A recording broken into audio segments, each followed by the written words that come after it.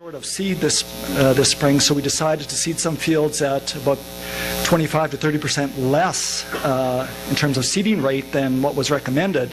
And it turned out those fields that were seeded at the lower rate had almost no disease, whereas our lentil fields that were seeded at the recommended, up to 30% yield loss because of disease, because of the effect of the canopy on disease inoculum. So there's some unexpected things that you find out in a year like last year that was so wet.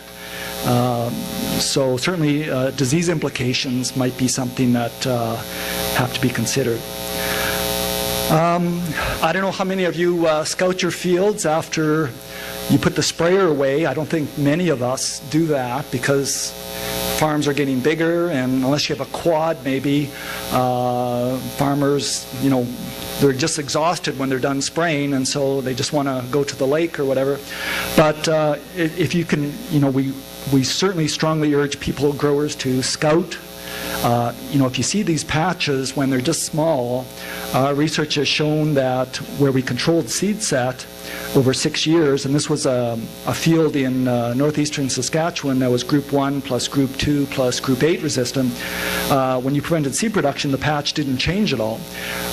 But if you let the farmer go through that patch with a combine and he went east-west, after 6 years, that patch continued to expand and expand.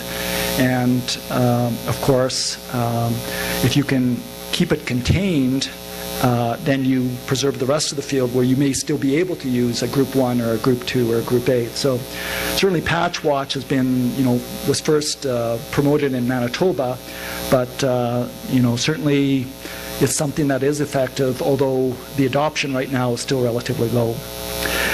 We've also